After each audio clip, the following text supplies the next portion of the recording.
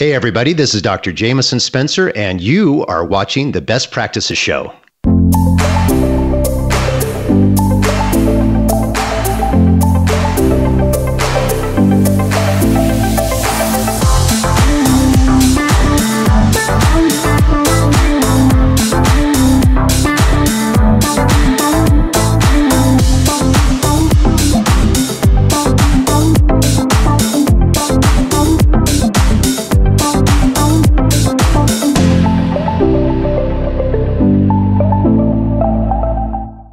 Hey guys, thanks for watching the Best Practices Show, where you take a look at the best business practices from the best dental practices all over the world.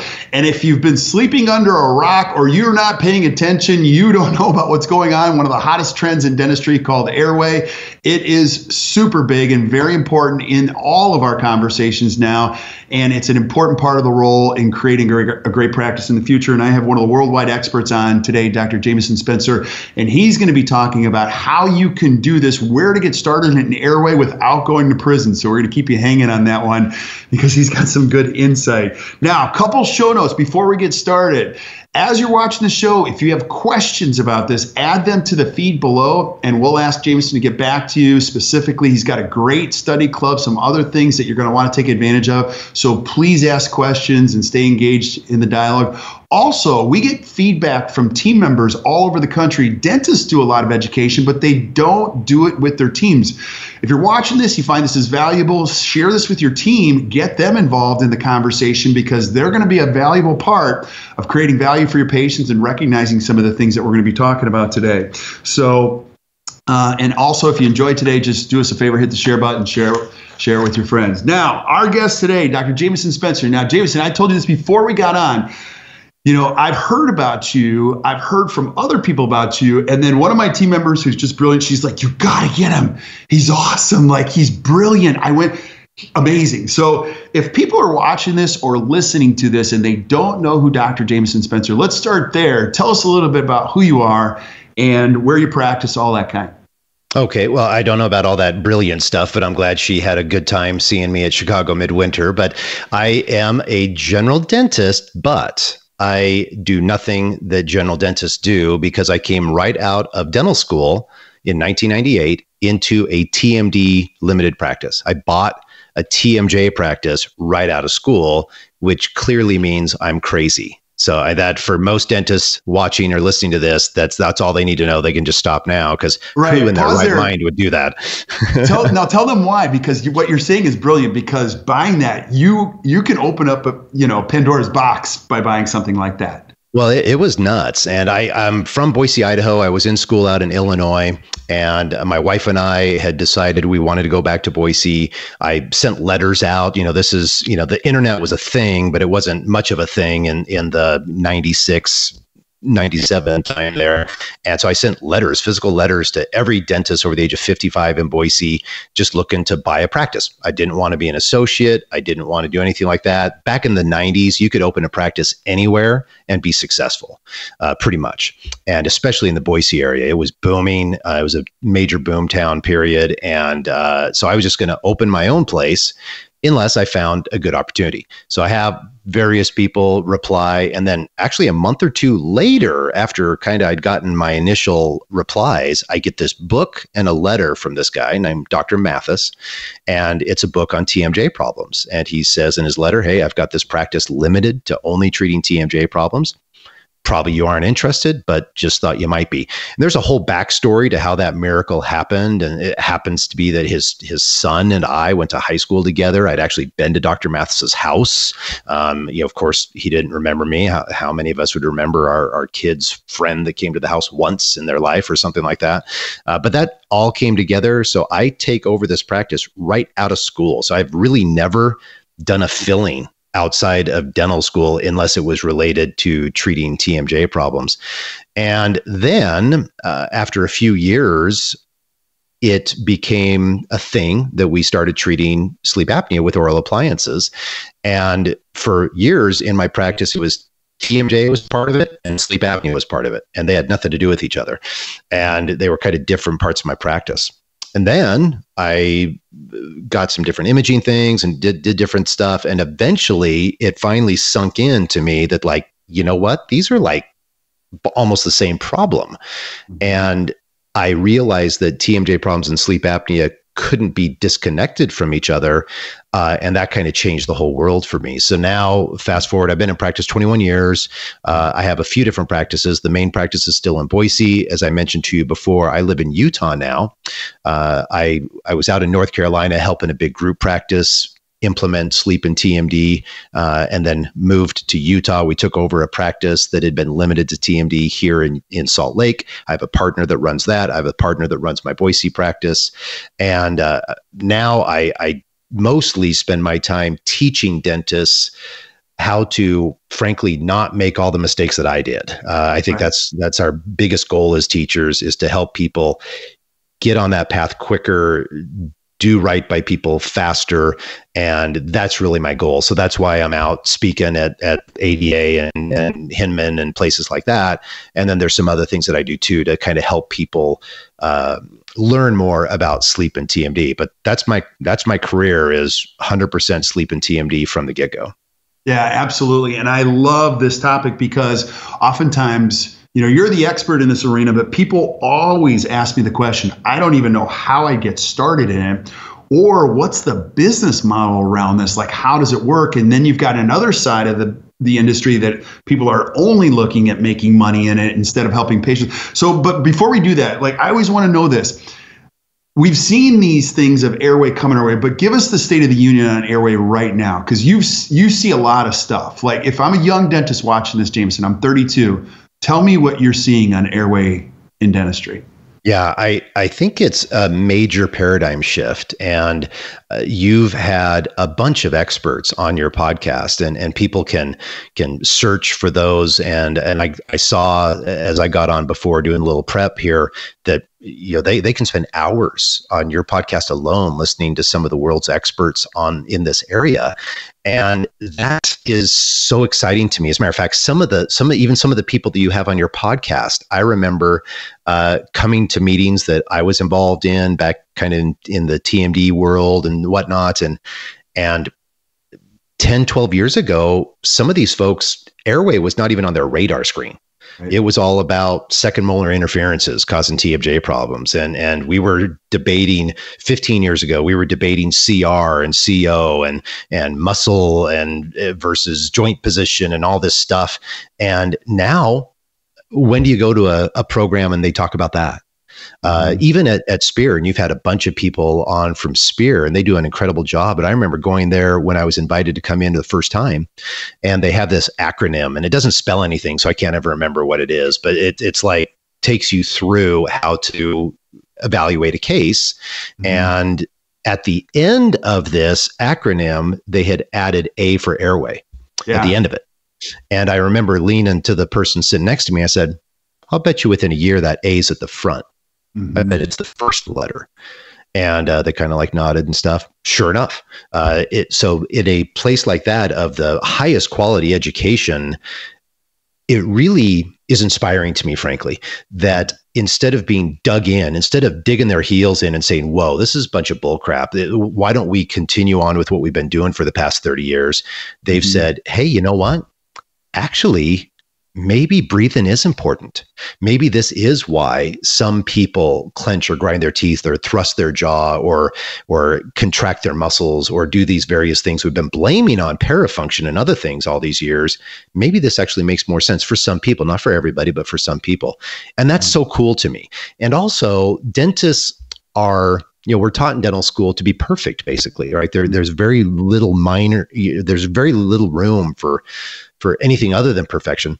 And because of that, dentists often take the blame for everything going wrong, and a crown failing or a restoration failing or a tooth failing.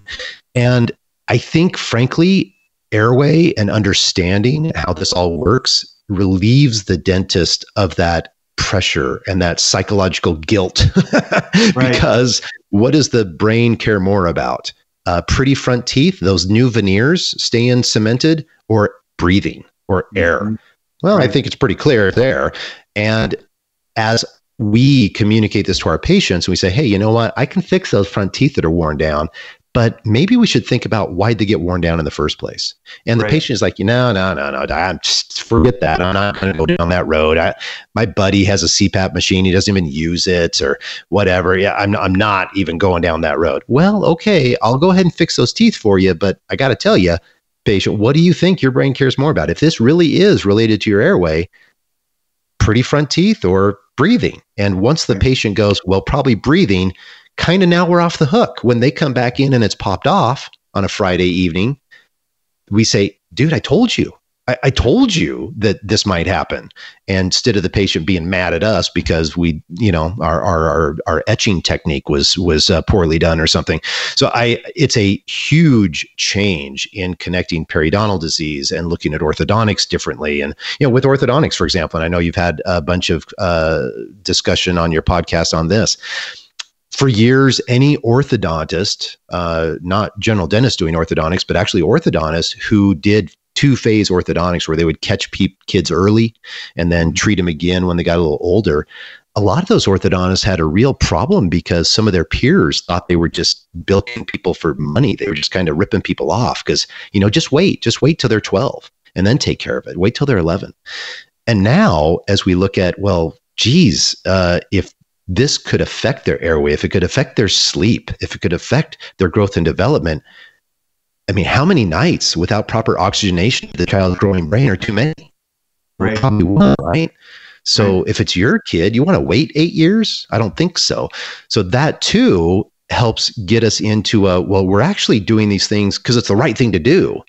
And yeah, it can be profitable if there is no money, there is no mission. So yes, we do this profitably, but we're doing it for the right reasons. Whereas before there could have been at least most people are doing this for the right reasons. And I think that's a huge thing. You've also had people on your podcast talking about dentistry being the area where we're the ones seeing these patients. We're the ones seeing healthy people that are maybe symptomatic. They don't even know they got a problem. Our physician colleagues, unfortunately, are somewhat being siloed into only treating really, really sick people, only having 4 minutes to spend with their patient. As dentists, we don't. So as dentists, we're able to screen these patients that may even come across as asymptomatic. And sometimes we actually even get criticized by our medical colleagues about screening asymptomatic people. But that's what we do as dentists. We take you come in, everything's cool, and I still take an x-ray on you. You don't go to the doctor and say, hey, everything's fine. And they're like, well, let's take a chest x-ray then. You don't do that. But in dentistry, you come in, everything's cool, but we still take an x-ray if there's something we can see that you didn't even know you had a problem with. So I think that it's a huge paradigm shift. I think that the opportunity is incredible. One thing dentists might feel like, oh my gosh, I got this guy in my town. I got that guy in my town. The ship has sailed. I can't even be involved. The total baloney.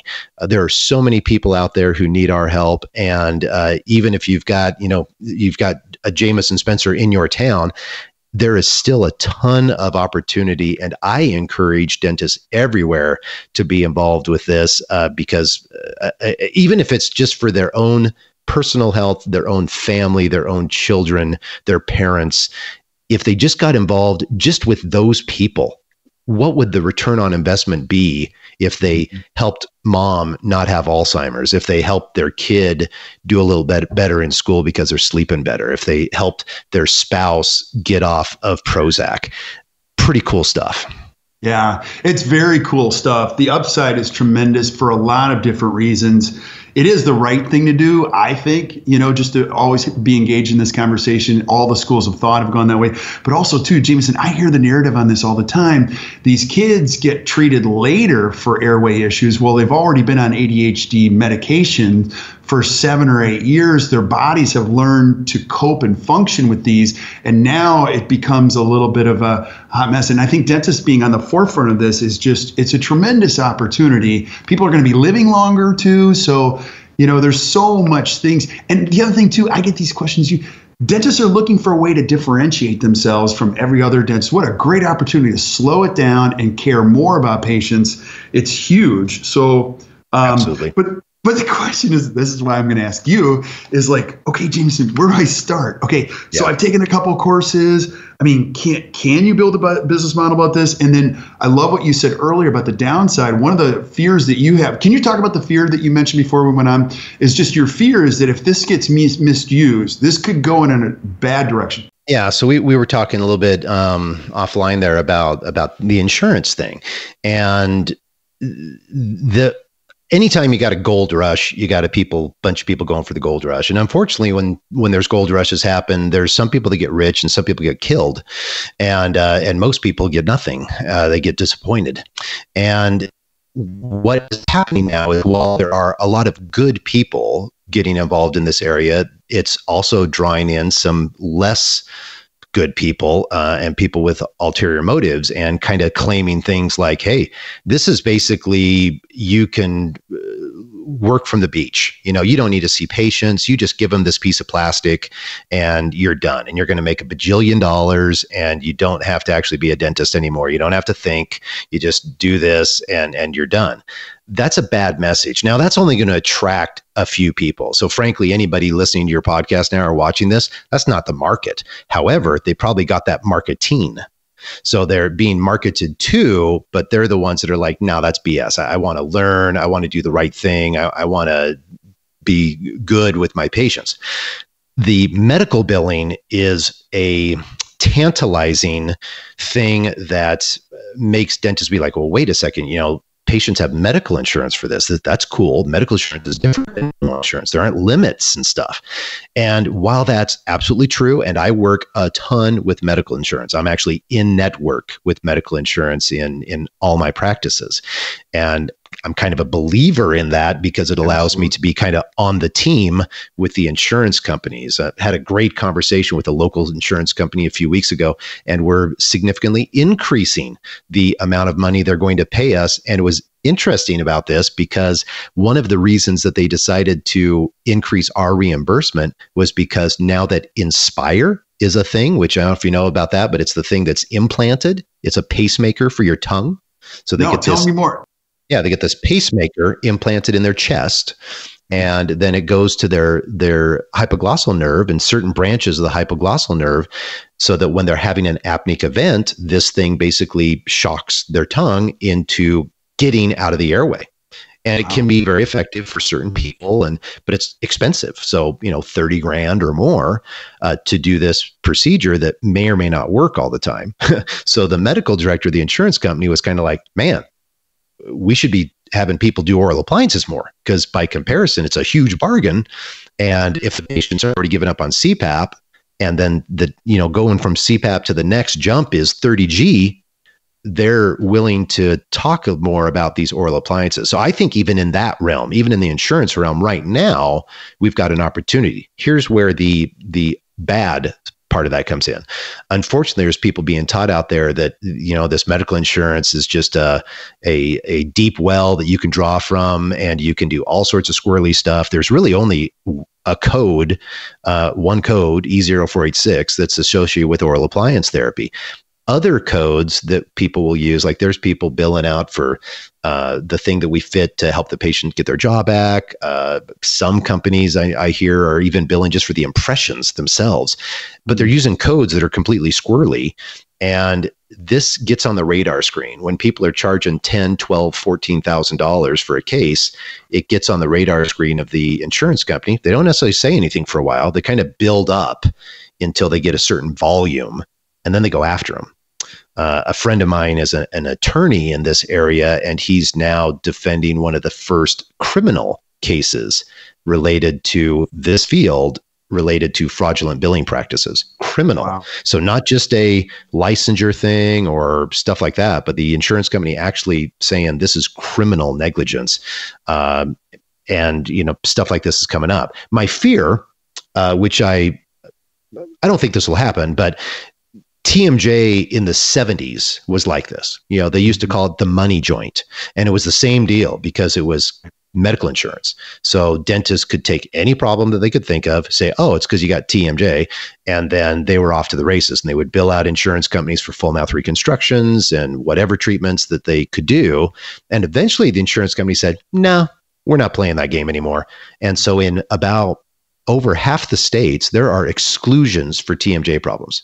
So you look at your medical insurance policy, and it's more likely than not that it's excluded. Or in some states where it's not excluded, they'll have things like $500 lifetime limit for TMJ problems, stuff like that. And that comes out of the insurance companies just saying, no, we're not dealing with you, dentists, so we're done. That's probably not going to happen with sleep, but it could. The reason it's probably not with sleep is because we have a stack of evidence. We have the medical doctors publishing, hey, these things work. We have so much on that side, where with TMJ, it was always harder. And by the way, for those I'm offending by saying TMJ, I've used the term TMJ in my TMJ practice for a number of years because the neurosurgeons who refer me patients call it TMJ. Really? Wow. And I decided, you know what? If they're okay calling it TMJ, so am I. So I'm sorry that offends some dentists out there, but that's just how people talk. That's how patients talk. That's how other doctors talk to patients. So I use that term. But the sleep side, we probably won't have that happen, but I think we should be really vigilant. When we hear, one thing that you'll find interesting, I have come across multiple dentists that were doing really wrong things billing wise, and they had no idea that it was wrong. Really? They were just using there's two circumstances where these good dentists, you met them, you're like, wow, you're a good person. You've got really the right mindset and your heart's in the right place. And they were using a company that would say, hey, dentists, we'll give you up to X dollars, like $2,500 or something. We're going to bill the patient's insurance, and you just tell the patient the most they'll pay out of pocket is X, like $500 or $750. We'll take care of the rest. And turns out that this company was billing the insurance like $12,000 under the dentist's name. And every once in a while they'd score, because every once in a while the insurance company doesn't have an allowable, so they just pay a percentage. So they might get a check for $8,000 or $9,000 or whatever. They'd pay the dentist what they told they'd pay the dentist, and they would keep all the rest. Now that company I'm talking about is out of business now. That happens all the time, but the problem is the dentist is still in business. Right. So the dentist, with any of these squirrely billing practices, it's always the dentist but who's on the line. It's always the dentist license on the line, not the company. The company will have very little liability, if at all, and they're not licensed in your state. So I just encourage dentists to be really, really careful of that. And let me give you a model that I think most dentists should use nowadays with regard to billing. Patients are getting higher and higher deductibles. So if you are, if you're a dentist and you're getting involved in dental sleep, and you've got someone like me in your town that's in network and that's all they do for a living and they're really focused on it, but you want to be involved. You think it's the right thing to do. It's exciting. It's fun. So you have Mrs. Johnson come in, and she's been trying CPAP and she can't use it anymore. And you maybe have something in your waiting room that talks about, if you can't tolerate CPAP, we can help. She says, hey, what's this about? You talk about oral appliance therapy. She's like, oh, that sounds great. And you say, okay, well, Mrs. Johnson, we got a couple of options here. We're going to get a prescription from your physician to fit you with an oral appliance. But you should know that sometimes medical insurance helps people with oral appliance therapy for their sleep apnea. Now, we don't work with your medical insurance. We're out of network with them. We don't work with that, but I sure care for you as a patient. I hope that we have a long-term relationship, that you continue seeing me for years and years. So I'd love to work with you. And our fee for this is X. But you know what? There's this other gal in town, and she does a great job, and she works with medical insurance. So if the most important thing for you is the cost, then I'd like you to go see her, because she's going to do a great job, and it's going to be lower cost for you. But on the other hand, if you'd like the convenience of staying here with us, and when you come in for your follow-up, we can make sure the appliance is working and all that kind of stuff. Our fee's pretty reasonable, and we could do it that way. What would you like to do, Mrs. Johnson? Mm-hmm. And that's it. That's the dialogue. And I'll bet you that more than half of the patients are going to say, well, no, I got a $5,000 deductible. Absolutely. I'm going to be paying out of pocket anyway. So why don't I just stay with you? And even if they don't, so many people are going to be like, well, I don't want to go somewhere else. I don't want to go across town. I want to go over there. I'll just stay with you. You're my dentist. I trust you. Let's get going. How much is it? Can we do a payment plan? Can we do care credit? I think, in my opinion, that's the smartest way to go instead of getting off in the weeds with all this medical billing baloney. And another thing too, I'm sure you talk about this on this podcast all the time, but with dentists finally realizing the math of, if I cut my fees by 10%, I just cut my profit by 30 or 40%, right? Right. Well, if you give a billing company 10%, you're doing the same thing. And I think sometimes that doesn't sink in. A lot of these billing companies charge 8 or 10% of the top. And dentists don't realize, like, okay, crap, I might not make anything on this case. Whereas if they just charged a reasonable fee, didn't deal with any of that crap at all, didn't deal with any of the medical insurance baloney, they would be way better off. So that's one of my kind of, now for those who want to, though, my wife wrote a book on billing, on medical billing for dental sleep medicine. We give it away for free. So if people go to my website, it's Jamison, Jamison, Spencer, SPENCER.com, JamisonSpencer.com. A little pop-up will come up, and it's a book on medical billing for dental sleep medicine. And there's a foreword in that book by me that goes over the landmines and the things that you want to be really careful of. So even people that are looking to work with a medical billing company, and there's some out there that are really good, I encourage them to get this book, have their office manager read it so that they know what they need to know. It's always scary, it's like working with a financial advisor and you have no freaking clue what they're doing. That's a bad scenario. Yeah. Now that's a no-brainer, what you just said. That's brilliant. I mean, this is an incredible opportunity, and I'm shocked by the number of even high-level providers right now that don't embrace the medical billing. And the first is the initial, well, no, I don't want to get involved with the medical insurance thing because it's probably worse than dental insurance, but that's not true. People are getting the care that they need because if you can tell the story through the codes, the medical insurance is going to pay full fee. I hear stories all the time from periodontists and oral surgeons on very large cases from people that had no money. They were able to get it all done because you could show, it's the right thing to do, but it's a huge opportunity in dentistry. Yeah. And again, it's the doing it the right way is the key. Right. And there's definitely ways to do that. And, with medical insurance, especially with pre-authorizations and things like that, you can kind of do all that stuff in advance, make sure you're playing fair and that nothing's going to bite you back. Because that's one of the problems with medical insurance is, unlike dental, they pretty much have the bandwidth to lay their eyes on just about everything. Right. And we also don't have diagnosis codes in dentistry, so we only have treatment codes. In medicine, the way, I don't think most dentists understand this, but the way it works is the diagnosis code and the treatment code, they mesh in the computer. And if they mesh in the computer cuts a check based on in-network, out-of-network, whatever benefits, it just does it.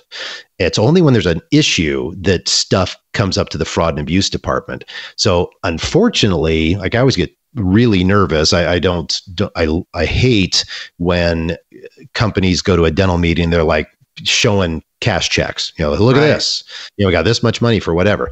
Yeah, maybe you did, but that doesn't mean that down the road, they're not going to come back and recoup it, which they can do. That's typically not a thing in dentistry where they're like coming back 3 years later and saying, hey, we want the money back on that crown that you did 3 years ago. We don't think you needed to do that.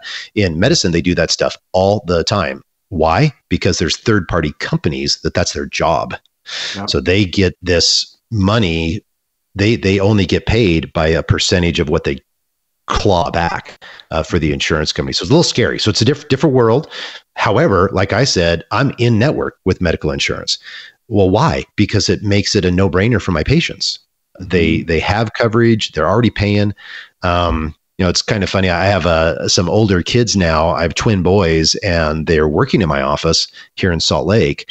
And they are bemoaning the fact very strongly about how basically their entire check is going to medical insurance every month. Interesting. Now, our practice pays 75% of it, but just their 25% was really hitting them. And I was like, well, welcome to adulthood. So that's one of the things. We all got to have the freaking insurance. Why wouldn't you want that to apply whenever it can? So yeah, I'm a big advocate of people working with medical insurance and just doing it the right way. Yeah, absolutely. And let's go back to, like, I love what you said earlier. Sometimes if you're a young dentist and you know this is a very important subject with your patients, sometimes you just need some small victories. I'm guessing you're not suggesting just change your whole practice. Sometimes it just takes one courageous conversation here and there, and then you have a small victory and you help a patient and you go, wow, there's an opportunity here. And I love what you said before too. You said, this new way of airway, it's really about thinking. It's a thinking man's sport. Like, explain that. Yeah. So, and actually that quote, the thinking man sport, that's from Jeff Okeson, who most of the listeners will know Jeff. They probably read his book in dental school on TMJ problems. And Jeff Okeson's a great guy. He's been educated in this area for a long, long time. And he has said for years, TMD is a thinking man sport. And what he means by that is where a lot of dentistry, it's about these. It's about your hands and how you can do these beautiful things that most dentists do. TMD is not so much. I almost never touch a splint. Even with the oral appliances we do for sleep, I'm usually not involved in that aspect. I have team members that do all of that, and they do a great job. My team members have, hopefully this doesn't come across as braggadocious, but I have a team member that's been with me 21 years. She has fit and adjusted more sleep apnea appliances than anyone on the planet. Guaranteed. That's awesome. That's awesome.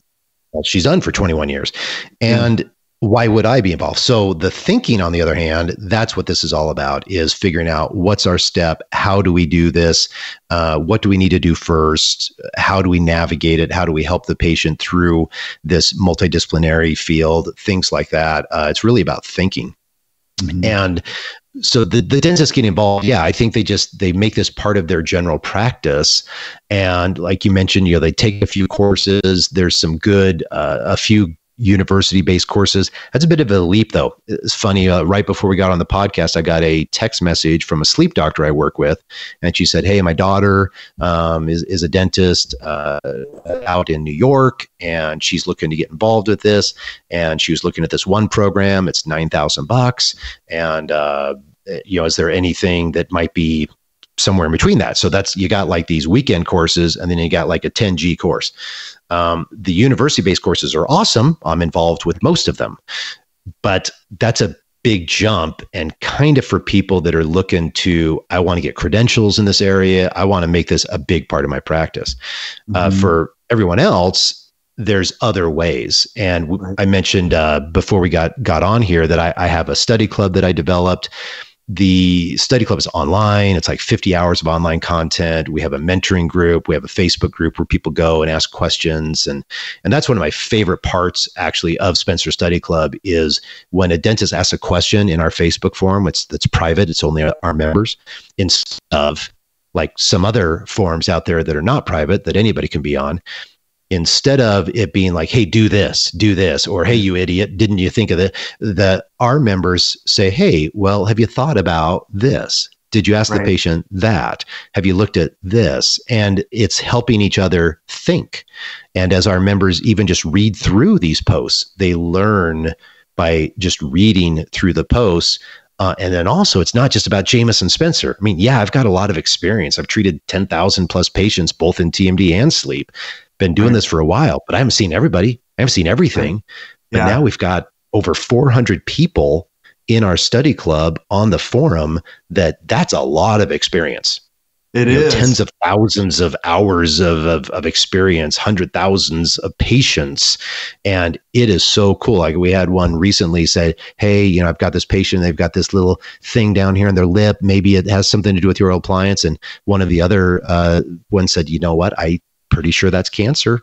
And, here's a patient that I saw, and here's what it was." I'd never seen anything like that before.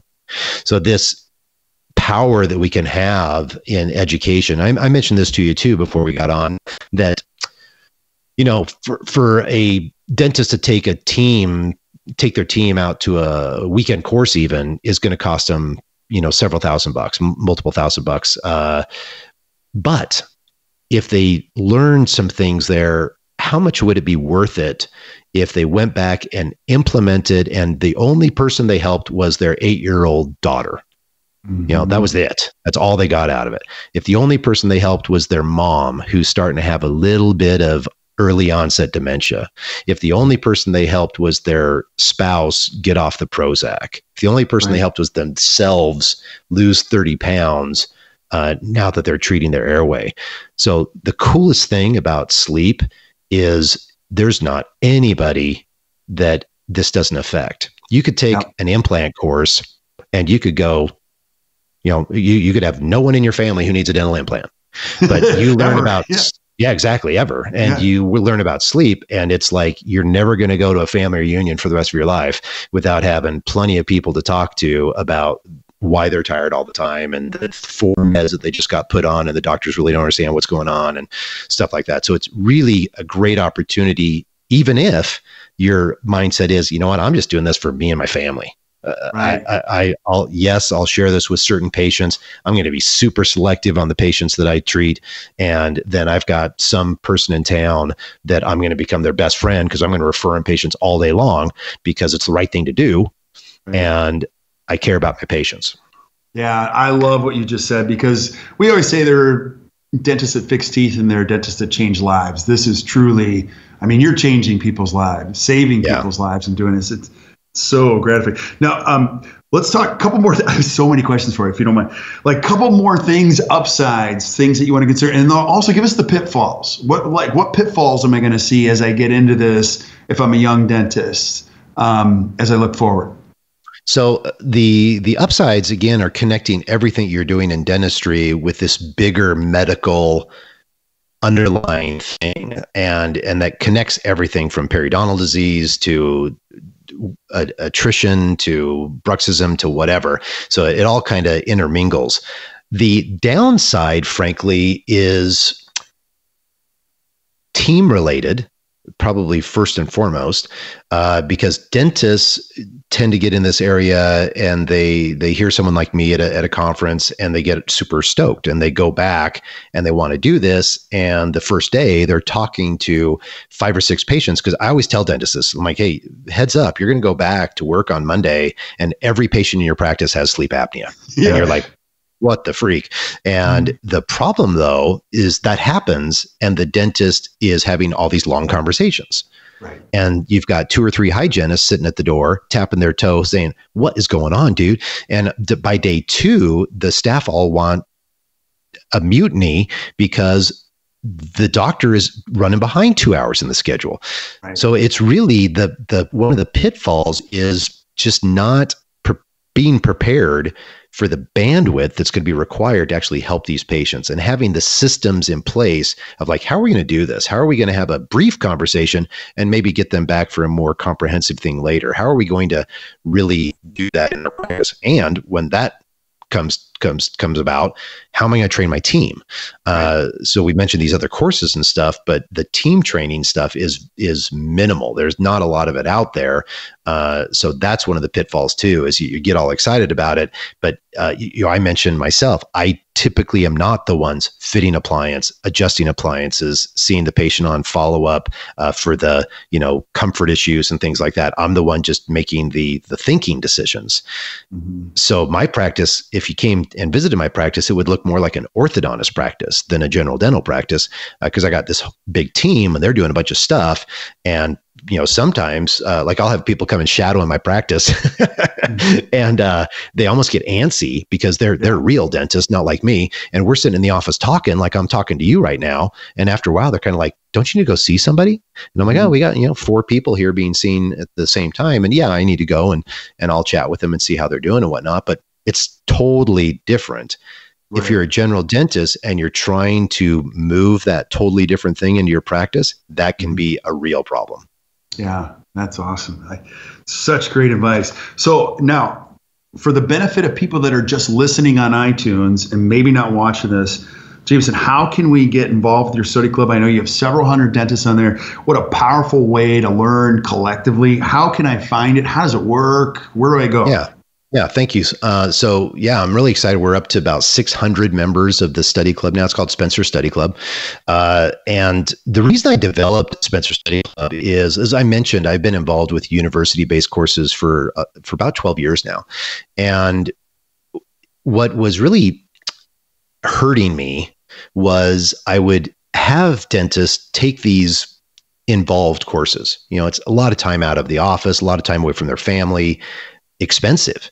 And I'd see them a year or two later and talk to them. They'd come up to me and say hi or something. I'd be like, hey, how's it going? And they'd be like, yeah, I'm really not doing much, really not implementing it. And I realized, there's this big gap between education. So, people say knowledge is power, and knowledge is for sure not power. Mm-hmm. Implementation is power. Absolutely. So I had to create something to help people implement their knowledge and to have knowledge there too.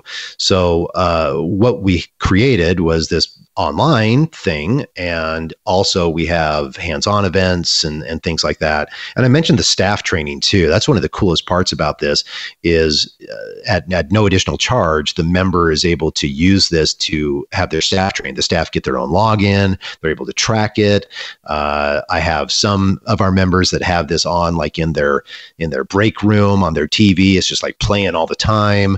It's kind of fun because I'll come to somebody's office and I'm treated like I'm a rock star or a movie star or something because they're like, I know you, I've seen you, I've spent so much time with you, and it's kind of fun. So how they would learn about that, if they go to spencerstudyclub.com, they'll find out that enrollment is closed. We only have open enrollment a couple times a year, and it's more likely than not closed. But if they just say, send me an email and put in the subject line or something like best practices show, or just in the email, they can say, hey, heard you on best practices show. And you mentioned that I could join the study club outside of open enrollment. I can then send them information, send them some videos they can watch to see if it's right for them.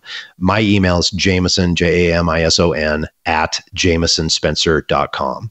So that's my personal email. They send that directly to me. And then again, I can answer any questions they have and go from there. It's not a free study club. Frankly, I'm trying to only attract people that are serious. I'm trying to attract the get rich quick crowd. I'm trying to attract the people that are like, hey, I really want to do this for all the right reasons. I want to make this part of my practice. Some of our members make it their entire practice. I think almost every dental sleep medicine limited person in the country who has taken over someone's limited practice is a member of our study club. We have a ton of diplomates in our study club, but then we have a bunch of beginners too. And that's the cool thing about it is we have these people working at all sorts of levels. We have a bunch of specialists in our study club. They're all working at different levels, but really enjoying the aspect of, like you said, changing lives, helping people in their practice in a way they hadn't done before.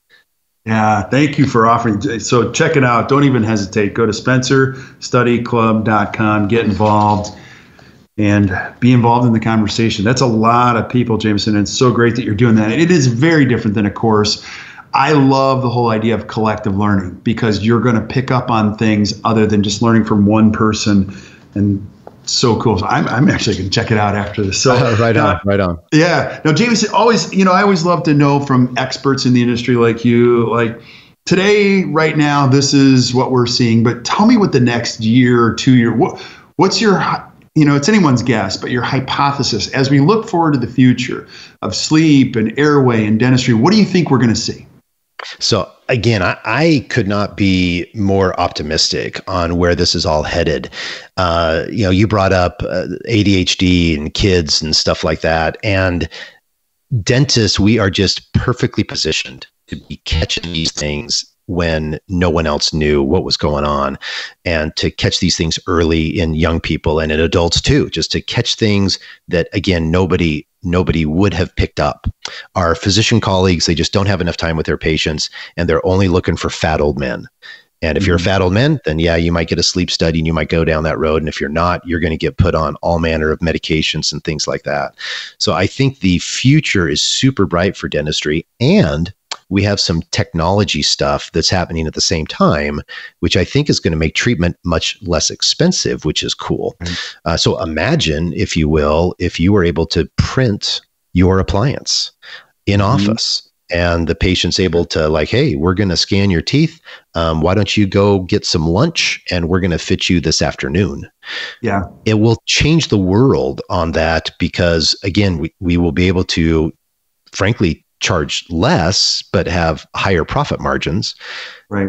That will keep us in the world here of working with insurance. As things become more expensive, we will be able to do that. And as people have higher and higher deductibles and insurance becomes not even a factor anymore, then we'll have a treatment plan that doesn't cost people thousands and thousands and thousands of dollars. So I'm really excited about that and how fast we can treat people and how well we can treat people with oral appliance therapy. And again, how we can help people maybe theoretically never need oral appliance therapy, never need a CPAP because we've helped them earlier on in the progression here of this potential problem. It changes our focus from being tooth carpenters, if you will, to being healthcare physicians, where we're really involved in the health and wellness and longevity and vitality of our patients. I think most dentists became dentists because that's what they wanted. They wanted to be involved in health in that way, but they also wanted a reasonable lifestyle. Right. They didn't want to be on call all the time. They didn't want to work for a hospital. They didn't want to work basically for the insurance company, so to speak. So this is pretty exciting that we can still have the lifestyle of a dentist. We don't have to be married to insurance companies and stuff like that. We don't have to be married to huge groups. We don't have to work for a DSO if we don't want to.